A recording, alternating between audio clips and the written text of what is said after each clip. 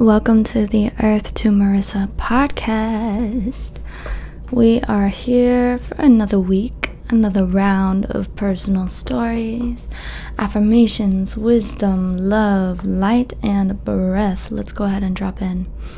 Let's take a few moments to deep breathe together. In through the nose and out through the mouth. In through the nose and out through the mouth. Breathing 2 more times on your own time.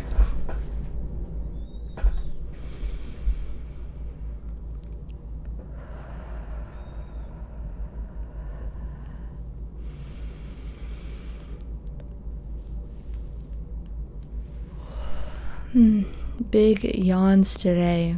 We have a winter storm going on right now. So I have been cozied up in the house and quite enjoying myself. And today we are talking about this kind of cozy nature of winter. Winter is a time of rest. It's a time where we get to move inward. We spend more time alone. We spend more time in reflection, hopefully. And it's really just a time to slow down. And I want to honor this and my love of doing all of this in today's episode. So before we dive in, let's talk about the symbol that came through. Actually, let's go ahead and start with the affirmation. So, affirmation that we're working with this week: relaxation leads to wealth. Yes, relaxation leads to wealth. I discovered that there was this belief running in my system that you have to work hard and put yourself in horrible body positions to make money. You have to run yourself dry in order to make money. And no, I don't like that. I don't like the way that feels. I do not resonate with that, and yawning to release it. And so, yes, I've been working with these affirmations and they kind of came through me. Spirit brought them through. Relaxation leads to wealth. Patience leads to wealth.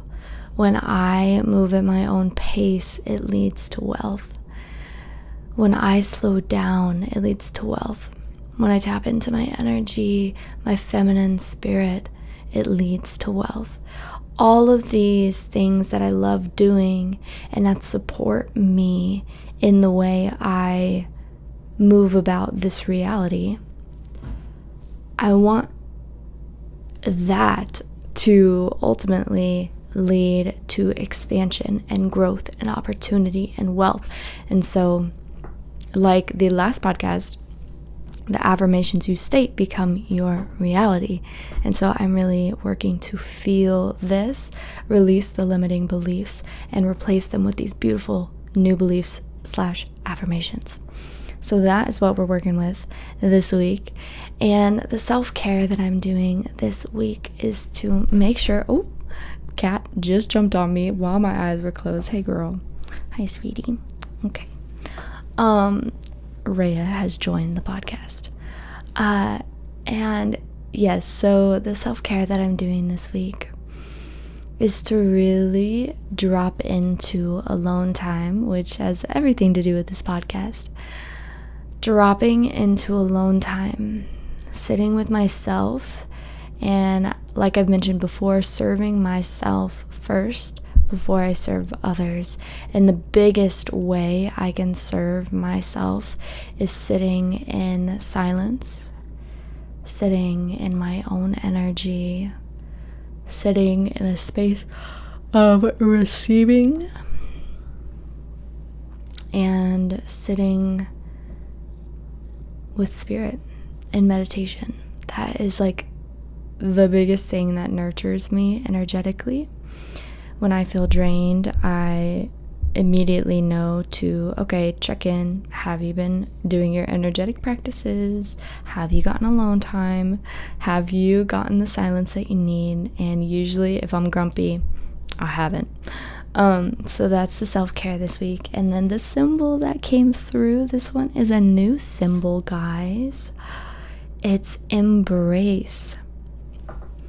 And when we are spending time alone, time in winter, time with ourselves, how can we embrace ourselves first? Embrace ourselves first so we can embrace the other. I really have to be mindful of this, and not everyone works this way, but this is just how my energy, I have found. I must embrace myself first, love on myself first. In the mornings, give myself the time I need, the energy I need before I can embrace someone else fully and with my cup full. And I think it's beautiful because this embrace symbol really comes in and it touches you in a way where it holds you and it gives you the space that you need to embrace yourself. It's really a great card for self-love. It's a great symbol for strength when you are feeling alone or you are feeling kind of with yourself, by yourself. This embrace symbol comes in and really just lets you know that you are supported, you are held, and you are embraced by so much more than yourself, which usually when I feel as though I need to embrace myself, it's because I haven't been taking care of myself. And I'd like to get to a place where I can embrace myself because I have so much love and energy in the present moment to embrace myself fully without feeling like it's coming from a place of like, I haven't done it recently or I haven't been doing it enough.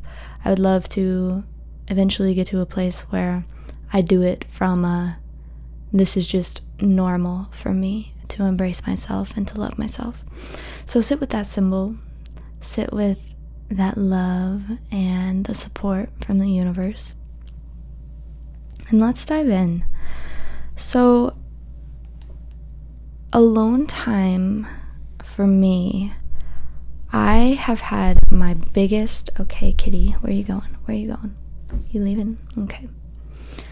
I have had my biggest awakenings, my biggest breakdowns, my biggest transformations. I have really done a lot of things alone. And I think that is important for my journey because of my deep sensitivities to other energies. It's really important for me to move through catalysts on my own. And I think I'm at a place where I'm in a partnership, and so I'm no longer, doing things alone necessarily, which I'm getting used to, and that has been a whole journey. But before this partnership, I had a year of celibacy and a year completely to myself. And that was beautiful, and that's not the first time that's happened. I have actually done this before in my adult life, where, yes, there were friends and stuff present in my life. However, I came home to myself every night. And that really shaped me because I was getting out of a relationship where I gave my power away, and I also leaned in to the fact that I was being provided for. And because I was being provided for, I got comfortable. And I started to run these ideas of, well, it would be easier if I can do it with them, or I can't travel by myself. Like, oh, I could do it with this person. And that's kind of how I went on this 3-month van life experience, car life experience, whatever you want to call it. But I was still very much so what it felt like alone while experiencing that experience because of the internal shifts that were occurring at the time. And after that partnership, I was like, you know what? I want to get to a place. Before I step into any type of relationship, I want to get to a place where I feel so comfortable being alone. I feel so comfortable to travel by myself, to read by myself, to go on dates by myself, to go to parks and hike by myself, to, go see a movie by myself. All of these things that we often think we need someone else for. I was like, nope, I'm doing it with me. And this year really shifted the way that I loved myself, the way that I showed up for myself, the way I spent my time. And I mean, my family jokes. I was living with my family at this time, and they were like, she is always sitting in meditation. Like, why is she meditating so much? What is she doing in there? But I was just sitting in my own energy for what felt like the first time ever, really. I was just getting to really know my energy so deeply that when it was met with another energy, I could immediately pinpoint it. I can immediately know, oh, that's not mine. Let's come back to me. Let's come back to me. And as a reflector in human design, this is so important because we are constantly cycling in and out, like all of the energy in our environment. And so we are some of the most sensitive people on planet Earth. And I'm so grateful for this. However, if you don't know this and you don't spend the time alone to charge and also get to know your energy, it can be a very difficult gift to have. And this kind of leads us into, as you know, I'm reading Rise, Sister, Rise, slowly but surely. And she talks about what if your so-called weakness was actually your greatest gift. And this is page 86 at the bottom. And this little chapter was really eye-opening to me recently. I sat with it the other day, and I'm going to read this quote. My craving for solitude was a craving for the very thing that nourishes my true nature. The solitude was my medicine, and by honoring this, my medicine is transmuted into medicine for others. When I am nourished by the solitude, I am able to feel and hear the words that are mine to share, to allow my writing and creations to flow through me. Today, my whole business is built on my so-called weaknesses, on those parts of me that were too much. And this, I just felt so seen reading that, because all my life I've really just enjoyed being alone.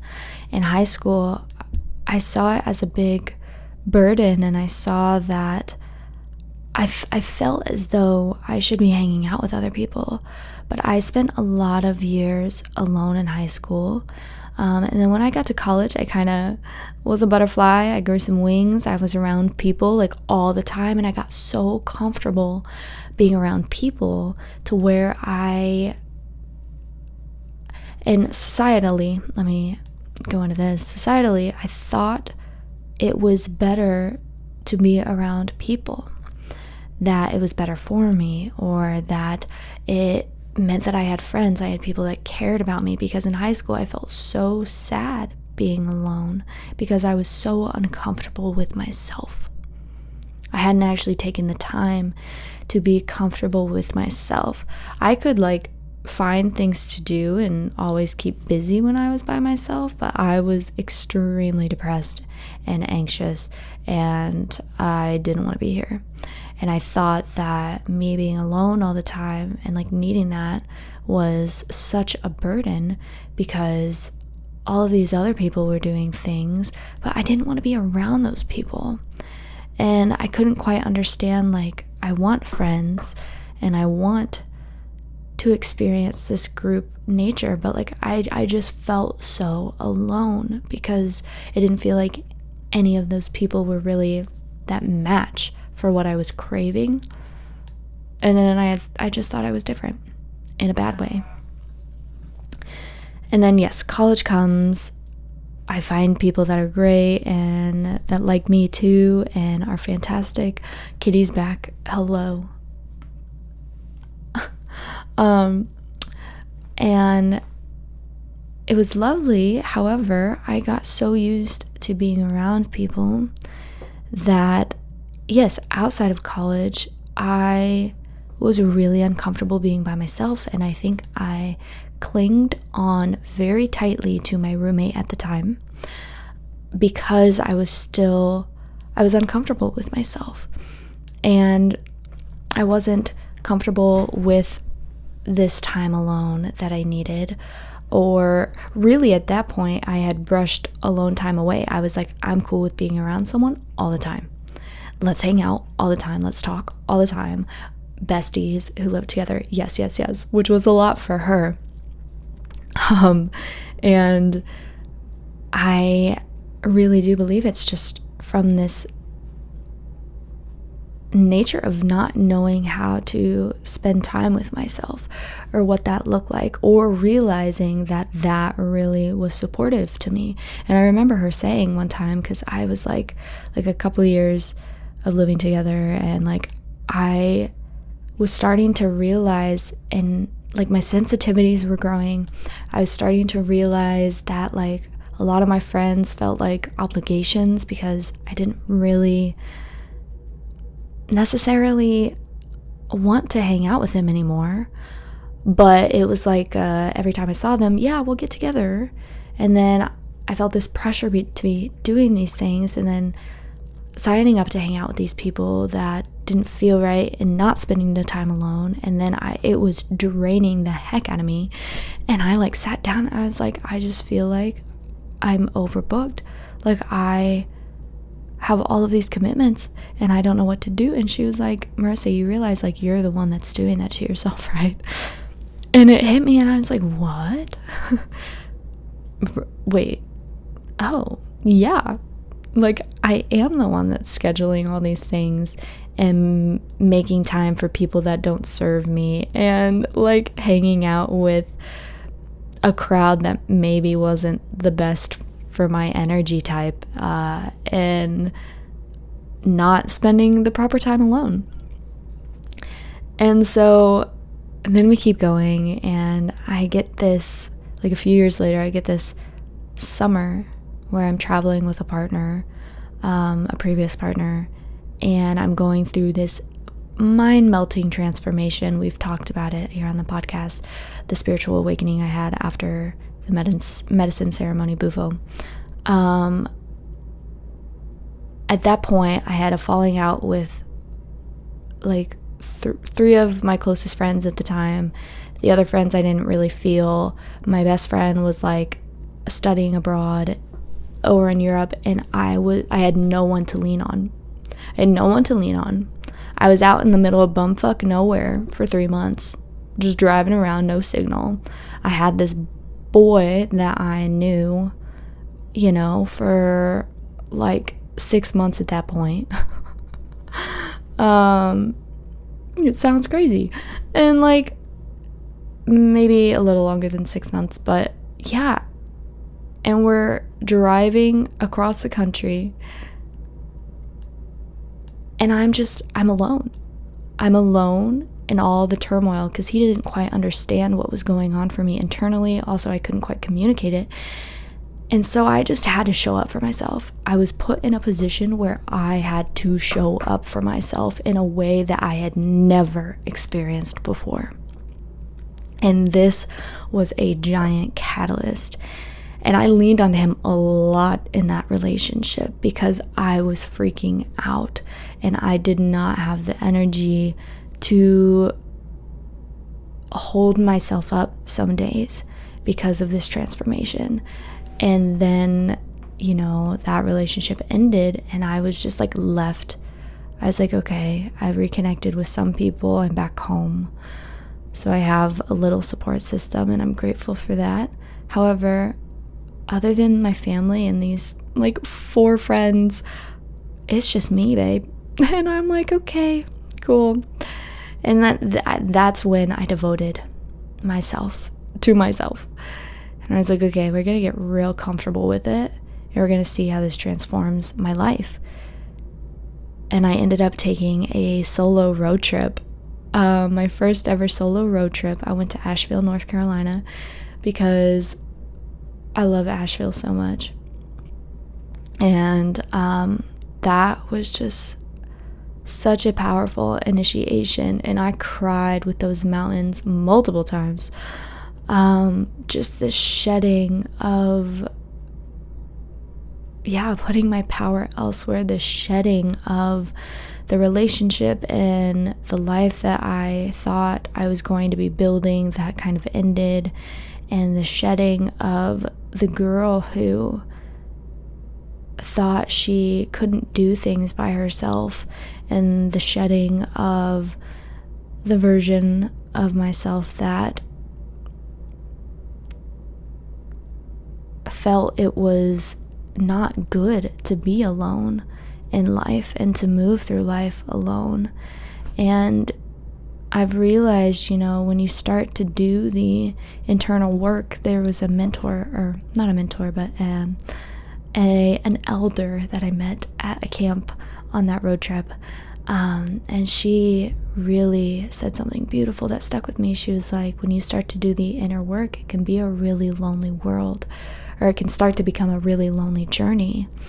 But she was like, know that you will find your people, and know that being alone sometimes, however long it takes, is exactly what you need to find yourself so you can find your community.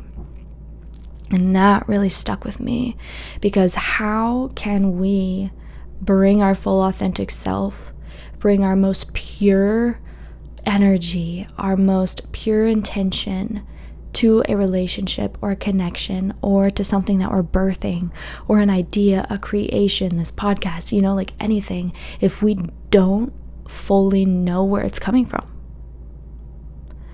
And we don't need to logistically know where it's coming from, but we need to know what it is to us. We need to know the energy that we feel when we sit down to create it, or when we sit down to be with that relationship. If you don't know yourself on such a deep level and have that self-independence to do things on your own,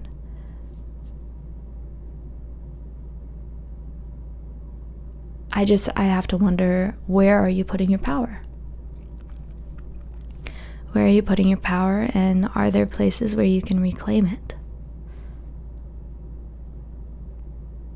Because doing things alone is so magical and healing, and alone time to me is the places where I sit in deep ceremony with myself. And like I feel tears coming because I haven't been holding that up for myself recently. And Spirit is just showing me how that feels, that alone time, and how much it nurtures me. Because it's like a full cleanse in an energetic hot tub, right? Like, that feels incredible. It's this wiping away of all illusion It's this wiping away of the reality and getting to the most purest source connection, self connection. Because when you are connected to yourself and you know yourself so deeply, you know God.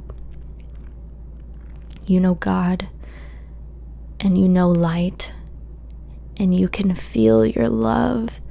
And when that love is flowing through you, it flows out of you. And this is why I preach alone time, because it truly is a sanctuary where you get to know yourself. You get to learn why you react to things or why you perceive things. You get to ponder on all of your daydreams, your wildest, realities that you're bringing into fruition. You get to sit with your own energy and feel it so deeply, become so attuned to how it vibrates, which then makes you even more sensitive, because when you go out in public, you can immediately be like, oh, someone's sad. Who are they? Where are they? Oh, it's them. Literally can do that. Or like the subtleties, the subtle energy everywhere. And then you get to play with reality in such a different way. And it's helped me too in my healing sessions, because I have this kind of shamanic trait of being able to feel everything someone else is feeling, and know exactly kind of what's coming up for them. When I am in a healing session, I am able to then support them in such a greater way, and I'm able to hear clearly, kind of like Rebecca said in her book, hear clearly the messages that are coming forward for them, that are coming forward for me. I'm able to feel spirit in such a deep and different way that allows me to just be exactly what that person needs to help them on their journey or wherever they're at in life. And that is, yes, the medicine that I have to share with the world. And I looked in at the end of the chapter. She had the little prompts. If you haven't read one of Rebecca's books, it's really beautiful.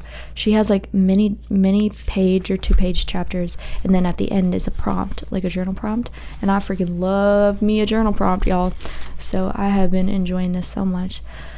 But it's this prompt: what have you been accused of being too much of, too sensitive, too opinionated, too sexual, too passionate, too emotional, too honest, too much of being a presence, and too delusioned? Whatever that is, this is your strength. Next prompt: what does this unique strength demand from you in order to nurture it? This is your medicine. And how can you realign your life so that your medicine can be alchemized into medicine for the world? That is your gift. So my unique strength is, my medicine is, and my gift to the world is. And I sat with this, and I'll go ahead and share kind of what came through. So I often call myself an optimistic visionary, a very sensitive, optimistic visionary. And burdens that I have felt, I have always been told that I'm far too emotional. I'm too sensitive. I am too much when it comes to my clothes. And the other one is that I am too delusional, that I hold a inaccurate vision of the world. And my response to that is, well, someone's got to hold the fucking vision, y'all. Because if you out here thinking doomsday, if you out here thinking the world is dying, if you out here, thinking that global warming is happening, blah, blah, blah, blah, blah, blah, blah. Well, honey, what are you creating in your reality? Like, someone has to be the lighthouse here, okay? Holding the vision that world peace exists. that the earth is healing, and she's doing it in a very beautiful way that we all get to witness. We get to witness her screams and feel her pain, so we can then empathize with it and come into a place of fully dropping into empathy for her, shifting and creating a more harmonious world for each other to live in. Someone's got to hold the vision, guys. And personally, I don't think feeding fear or feeding politics or feeding fucking, like the earth is dying narratives are really doing anything or anyone any good. That's my take. So those are my too muches. But we're gonna stick with the optimistic visionary. Because we've talked a lot about the sensitivity, and the alone time is my medicine, where I can then share, like this podcast and my YouTube channel, and channeled messages and the just connection of spirit that I have with the world. And the optimistic visionary part, so that is my too much. That is my unique gift. And then spirit, when I asked the second part of the question, like, what, let me look at it so I get it right.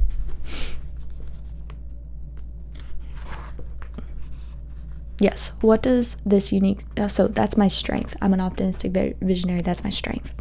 And then what does this unique strength demand from you in order to nurture it? And spirit immediately said, you need to put yourself around optimistic people.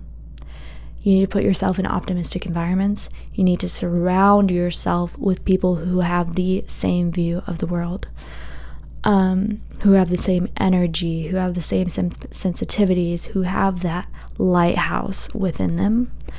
And that is my medicine. That is my medicine, because it gives me hope. It makes me feel like things are possible. Healing is possible. Love is possible. Like, we came here to make a difference, and when I see people holding that vision too, I know the difference is being made. I know that there is so much power in the beautiful star seeds that are placed on earth right now. And I know that this vision that we all have is coming into fruition. And optimistic people are just way more fun to be around. Let's be real. Like, who wants to be around a negative Nelly?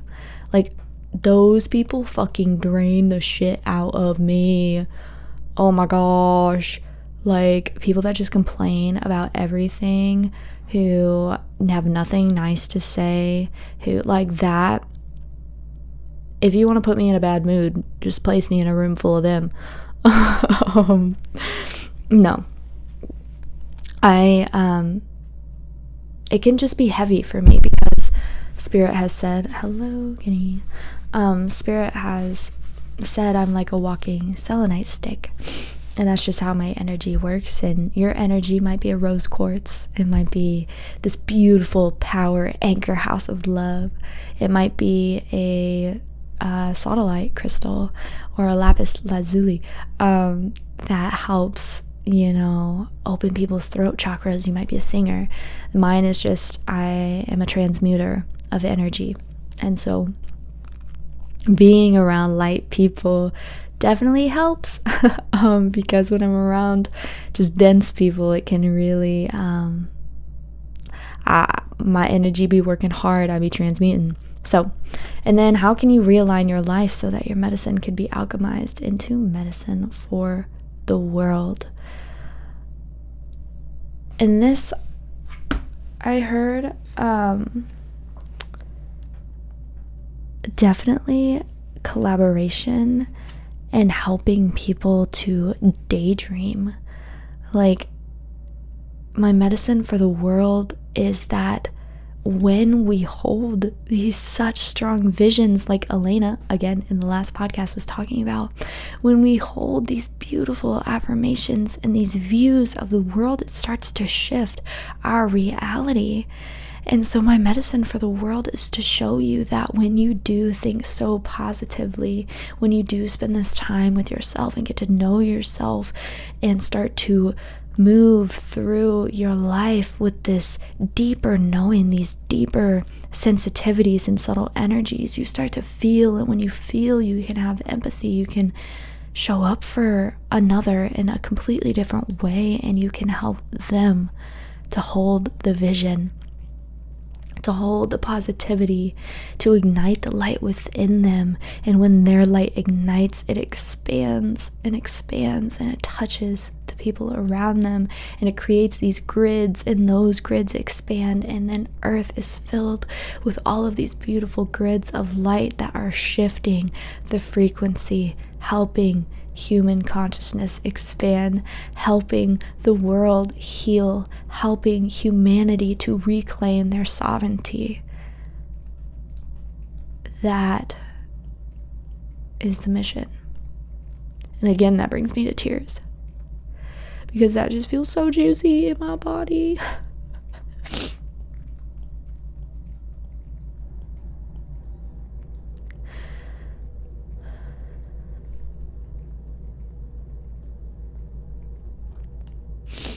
It's easy to get lost sometimes in our day-to-day life and lose the larger vision.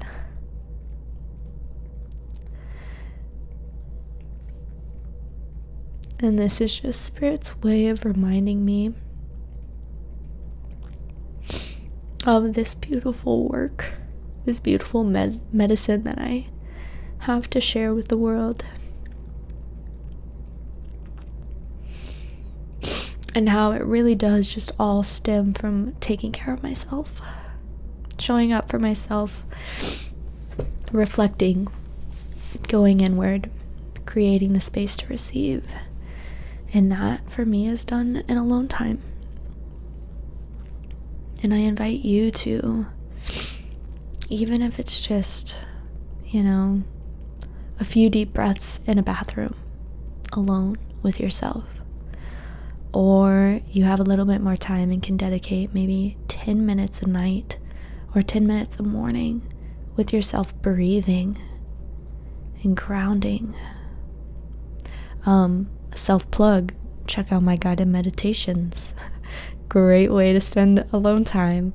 I have a little playlist on my YouTube channel, check it out. Just spend time in sanctuary and ceremony with yourself. And show up to the altar, whatever it looks like. Show up and connect to God, connect to your light, connect to Goddess, whatever you call it, the universe, spirit, deities, whatever it is. Just connect to something greater than yourself and feel the power that it holds. And embrace yourself. Give yourself a little hug. Work with the symbol. Just be with yourself. And may you start to find your strength. And may you start to find the medicine that nurtures you. And may you start to find how that medicine can alchemically move into the world and be medicine for the world as well. Whew. Sorry, y'all. Emotional. You know what? I'm not sorry. Never mind. I take that back. Emotions are beautiful and we should all cry more. I heard a song literally yesterday. I've been doing a deep dive into 60s and 70s folk music. Touching my soul, touching my heart. I didn't know that this is all that I needed. Joan Baez, thank you so much. I love you. Joni Mitchell, thank you so much. You're amazing. Tia Blake. Nick Drake, Bob Dylan. Wow, it's just beautiful. Nico. Those are all artists. Check them out if you just need some loving.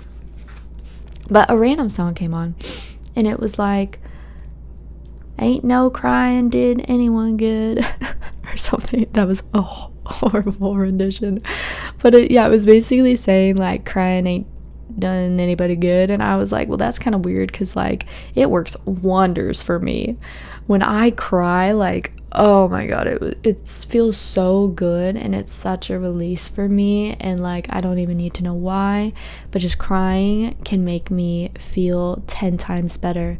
And I used to get called, again, too emotional a lot of times, and I think it would just freak people out that I would cry at what they had to say, which is understandable. But I had to like let them know, like, no, like, I'm not crying because like, yes, what you have said has maybe touched me in a way that has sparked tears, but it's just the way that my body processes emotions. It's not necessarily that I'm upset or that you made me cry. It's just like, because sometimes, like, they didn't make me cry. It was just my body's way of like processing and moving through the emotions that were just kind of plucked at that time. And so if you have ever been called too much, I empathize with you, and I love you, and I send you so much grace and peace. And yeah, your too much is your biggest and largest gift. So, and Spirit brought this to me too with the, I'm looking at my notes, with the daydreaming and helping people to daydream and create their reality. Spirit said those that have lost the ability to daydream are the ones living in a false reality.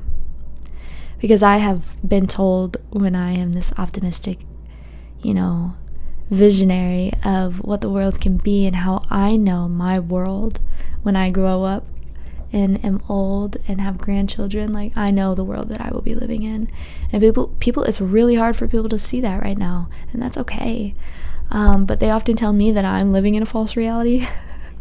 And I think it's funny that Spirit just randomly brought that through, where it's like the loss of play, the loss of inner child, just wisdom, and loss of being able to daydream is really an illusion. It's an illusion, and they might have lost themselves. But also, take it with a grain of salt. Everyone lives in their own realities. So Spirit is coming through for mine. Oh my goodness, sweetie. She sees a stink bug, and she is trying to eat it. Okay. Yeah, I think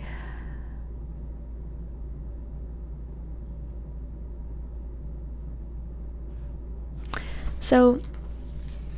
To go in, this is how, alone time has held me in the past, and I want to go into just how alone time this winter is serving me. So I am in a new relationship, and I am now living with this person. A lot of transitions have been happening in my life, and I have not been giving myself the medicine that I need in alone time. Recently, the holidays were extremely stressful, and I never want to experience that again. We are going to be doing it very differently from now on. But it was really just because I was not nurturing myself. I was not giving myself the space, the comfort, the needs, and I slipped into deep sadness. And last week I took a little mental health break from posting anything, and that was really, really good. And I was able to hold myself again and start to create a little morning routine where I am spending 30 plus minutes alone with myself, whether that's reading The Rise Sister Rise, journaling, meditating, pulling some cards, doing some breath work, whatever it looks like. It's just space for me to sit and reflect and just be with myself. And that, just after a week of doing that almost every morning, holy cow, the difference that it has made that's why I started crying earlier, because it's easy to get lost when a lot of transitions happen in our life. But it's beautiful when we come back to ourselves and we come back to our needs and the medicine that serves us. And so I've been doing that. But yes, living with someone, let alone 2 other people on top of the partner. I'm living with 3 dudes right now, which it's really not as bad as it might seem. It's just the cleanliness could be a little bit better. But yeah, it's actually really not as bad as one girl living with 3 dudes sounds. But yeah, being around people who don't necessarily take care of themselves in an energetic way. Like I said, I'm very sensitive, so that can be a lot for me. And then living with a beautiful partner that does take care of himself, but just getting used to sleeping and waking up next to someone has been a lot. And just constantly, having people in and out of the house, it has just been a big transition. And then this room too, I finally have it in a place. We completely redid it last night. The feng shui is a real thing. If you don't know about feng shui, it's a real thing, and it was so off in this room, and now I got this new shelf and in this desk, and it is feeling way better. And like, you can actually breathe, and the energy is actually like circulating, which is amazing. I'm very grateful for this, and I'm grateful for how my partner supported me in that. And he was really like, let's get it done. I want this for you so badly, because I see how much of a weight it is, because it's been a lack of motivation to film in a space that feels just cluttered and dirty and messy, and the energy's off. And then to be in a household where this is like the sanctuary, and if the sanctuary is not feeling good, then like, yeah, it's just been a lot. But spending this alone time right now in my life is creating this space for me to breathe and connect with my breath. And when at my new job, we get little rushes, and oftentimes I'm like running around, and it's like a very fast-paced environment, and so my breath can kind of get thrown to the back burner. And so alone time right now has been really serving me to just reconnect with my nervous system, bring it to a place of just calmness, relaxation, nurturing, and just feeling my body regrounding, recentering into my own energy. I also see a lot of people throughout the day, and so that is how alone time is serving me right now. It's not necessarily the alone time to reclaim independence, or reclaim my womanhood, or to reclaim my power, or to connect with galactic beings like it has been in the past. Alone time can look like anything. Alone time can serve you in the way of helping you to feed your passion. It can be that moment in time where you work on a project, or you work on a giant painting that you have going, or you connect with the trees. Like, alone time can be anything for anyone, but right now in my life, it's really connecting me to my breath, and I'm very, very grateful for that. Because breath is life force energy, and the more life force energy I have running through me, the more I feel like myself. The more vibrant I feel, the more energy I have, the more love is in my cup to then give and pour into others. And yeah, I'm very grateful. And alone time too recently has been a lot of reflection. reflection on the past 4 years, reflection on all that has changed personally and in my physical reality.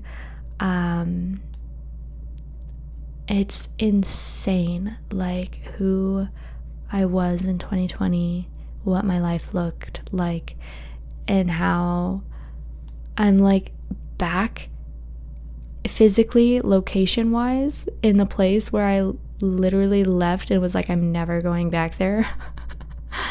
And it's almost like this redo from spirit that spirit has granted me. It's this second time around where I get to feed this energy different and feed life differently and grow.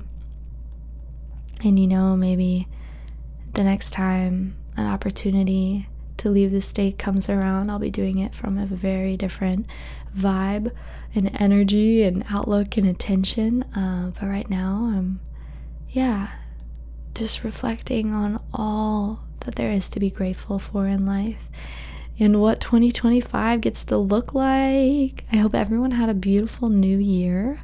This is the Gregorian calendar, so if you celebrate a different calendar, your new year is coming. But I think it is interesting, and there is something to say about so many people across the world all focusing on this portal, basically, and how that can then create and be a space to create in. Like, when people all put their intention towards this, their intentions for this new year, or this where we're going as a society in 2025, like that, there is something to be said for that. So I participate a little bit. I write some intentions, and I did a little solstice into the new year ritual where I wrote down 13 things on little slips of paper, and then each night, starting on the solstice until the new year, I burnt the pieces of paper, and I was left with 3 pieces of paper, and those were the things that Spirit wanted me to focus on at the beginning of this 2025, and my partner did it with me. And it was kind of weird that we literally, when we went to look at the 3 cards that were left, we wrote the exact same thing on one of our cards, and that was the first card that we read, and that was like left over for us. So we both opened it, and it was the exact same intention, which was to start a clothing business together, like a vintage, just selling on eBay. We both love and adore vintage clothing, so we know that we are going to have a storefront someday, but right now we'll maybe sell online, and so we're gonna start that. And then my other intention was to grow my community, which I'm really excited to do that with this new spiritual center that I'm a practitioner at and will be hosting workshops at. And then the other was that my services were fully booked and with new clients, and that really excites me. And I know that the more alone time and nurturing I show myself, the more space I will have to give to others and be the light worker, be the medicine that I am meant to be, because I'm giving my medicine, I'm giving me that medicine first in order to give it out. So those are some intentions. Definitely do the journal prompts from Rise Sister Rise if you want, and yeah, just set some intentions. It's always good to reflect, to see where you're at now, and hold the vision of where you're going. I hope you've enjoyed this little discussion and emotional journey in talking about alone time. I love emotions. I think that is just why we're human. It's to experience emotions, to experience the depths of the rainbow that there is when it comes to feeling, and to connect with one another in regards to those feelings. So, and that's what we do here. we share those personal stories, those personal feelings, in hopes that it touches you and sparks some soul magic within you. So I hope you have a beautiful start to the second week of the new year, and I will talk to you soon. Bye for now.